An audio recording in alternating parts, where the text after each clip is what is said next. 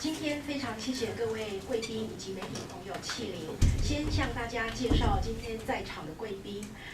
首先是提供谭延闿日记给本院进行数位化的谭家人，谭延闿先生的孙女谭怡令女士，谭先生的外孙陈履安先生伉俪，以及外孙女婿于传涛校长。以及提供笔墨谈心网站老照片授权的国史馆馆长李方尚博士。此外，中研院与彭园及美食评论家一起合作，齐力述说记忆中的国府宴客美馔，以及日常的佳肴。谢谢彭园湘菜馆的彭长贵董事长特助陈文贤先生。以及与2位美食评论家吴恩文先生，梁佑祥先生。本院近代史研究所特聘研究员陈永发院士为介绍本院的数位资源给社会大众，他所带领的资讯科技创新研究中心之数位典藏专题中心团队，特从谭延闿先生250万字日记中截取精华，以有趣并新颖的科技，将数位内容结合资讯科技，完成笔墨谈心延闿日记网站的建制。首先，我们请计划主持人陈永发院士致辞。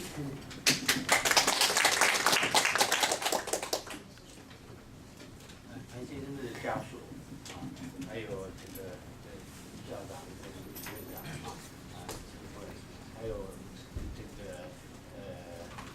今天来参加的这些贵宾就是历史家，还有一些代表，还有各位记者实在是很奇葩的贵宾。对，我的老朋友国史馆馆长李方尚那还有很多我没有讲谢谢你们来莅临我们今天这个成果的发表会这个数位成果。刚刚因为这一种做法，就是我们把中央研究院这个我们最好的一个这个数位资源我们把它就是用这个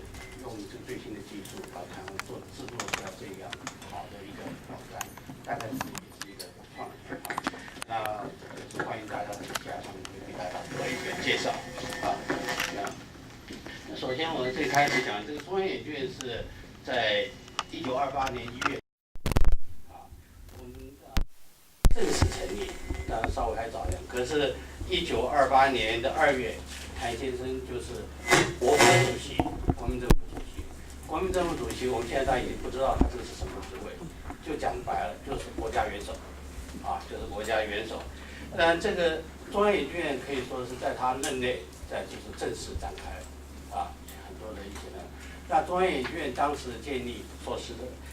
也就是为了要提倡科学学术研究，要赶上西方，就是一个使命。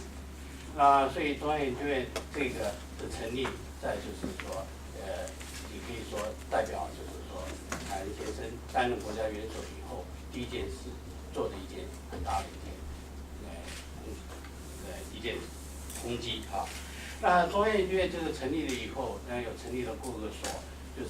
是收集到处就是收集文献做研究为了研究收集文物这样。那当然中间是最有名的，我们通通都知道，这个是我们的殷墟考古殷墟考古殷墟考古那我们这个因为这个殷墟考古，所以我们就是从地上找文物。殷墟是从地下找文物遗物，我们就找到这个殷墟的很多的一些资料。那我们现在大家大概不太了解，因为我们在这个收集文物的过程中间，我们也收集了很多这些珍贵的东西。其实我们中央研究院的大家都不知道的一件事情，中央研究院就是因为这种收集研究的对象文物，我们收集了有很多的国宝我们最近从2010年开始的话，有人告诉我们中央研究院的单史语所，它就有48件国宝，48件国宝我自己知道的民族所可能还有7、8件的这种国宝。你们知道相形之下，故宫有多少件？故宫是13件，也有人会讲是16件，啊，他们说那个是，那我们就有很多这样子，但是这都是因为研究，啊，我们是寻找文物，我们是寻找文献，我们是收集资料，我们就累积起来了很多很多东西。那过去的话，我们这个不但是这个传统，我们一直延续下去，也为了我们的研究，所以不但水手继续在收集，还有很多宝贵的文物啊，珍藏啊，加以珍藏。而我们其他的很多的所也有很多很多的东西啊，像我们进士所，在今天大家来讲，我们有很多就是说啊，当年的外交部和经济部的很多档案啊这东西，还有台史所也有很多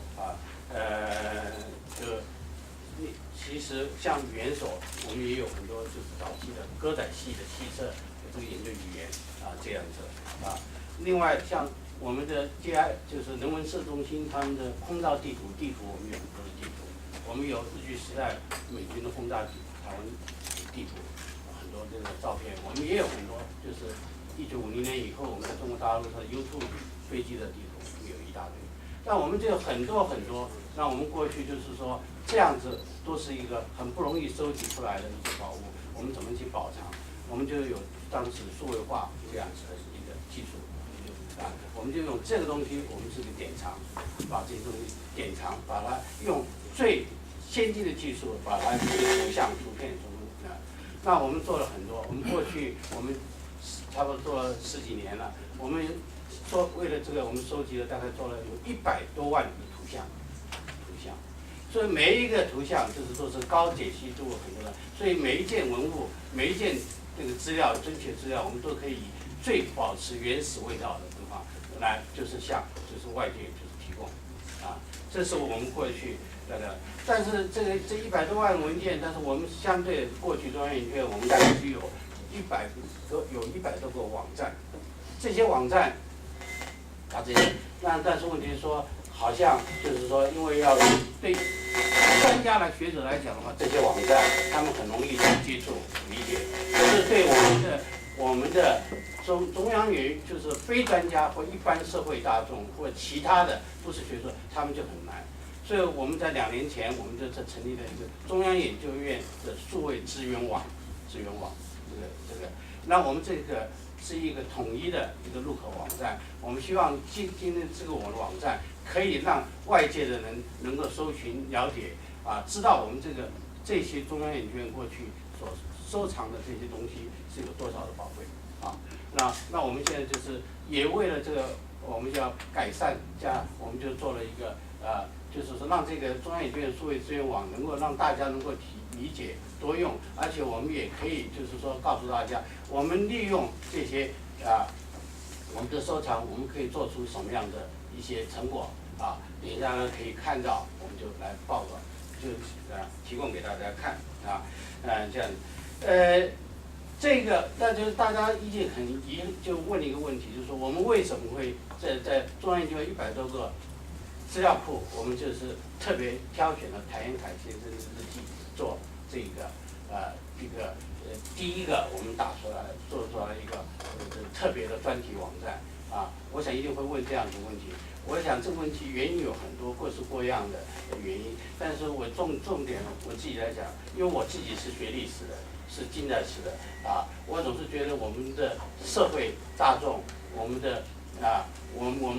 应该对中国这个这100年的这个变迁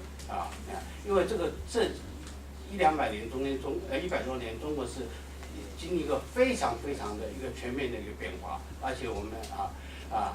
是一个从传统变成一个现代的那我对这个变化的过程，我觉得这种我们应该有更深的体会理解。谭先生在这里面，他是一个很重要一个人物，他基本上来讲，我觉得是说大家假如看到都很清楚，就是他是一个晚清是最后一次国家科举考试的准状元也代表是传统文化熏陶培养可能出来是最好的一个人才他没有拿到状元啊，不是原因是很复杂的，因为他是国家考试的初试，他是第1名，啊，他是第1名，只是后来考试出了一些有一些大家不太了解的原因。好，那我再讲啊，我每次都会有这样子的问题，但是重点是这样子，谭先生在这个做了这个准状元以后，他很快的，他就是说，因为他就是在政治上面他有一些看法，有一些想法啊，他其实很早就是离开了这个政界啊，但是他是从事于就是晚清，他是在这参加议会活动，他是这民主政治的一个建设，但是在民国以后，他又因为又变成就是在湖南，他是湖南3000万人的这个督军总督他从事一个民国的建设有很多的问题，很多困难，一直要等到这个这个是民国10年前后的时候，他就跟着孙中山先生革命他这样子的时间到了，我就看到时间到了，我就很怕，我最怕，因为我刚刚也在讲，就是说谭先生，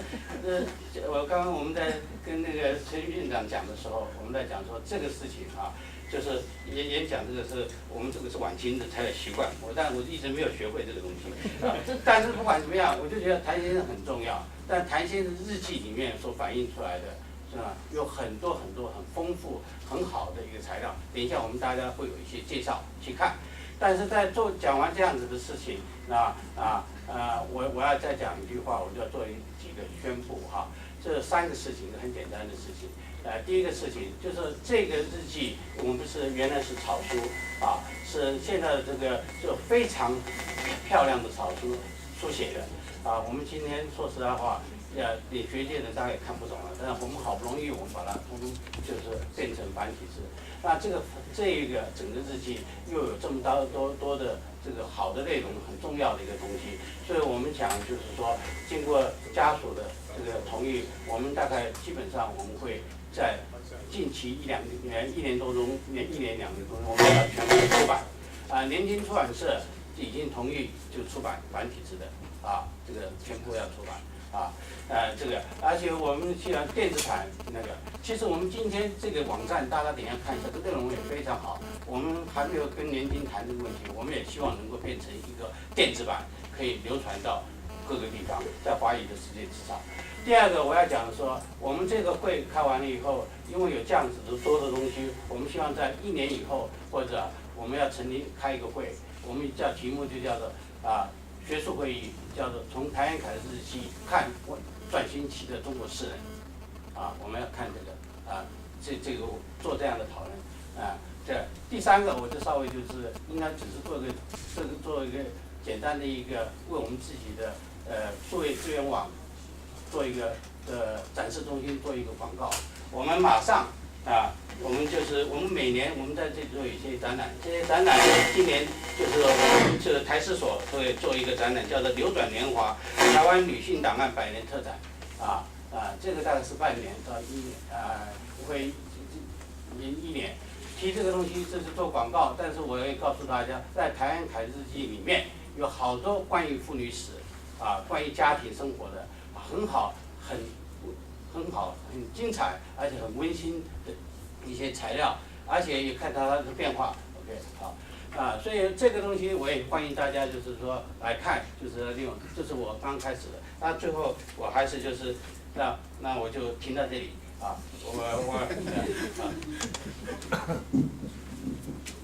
谢陈院士接着。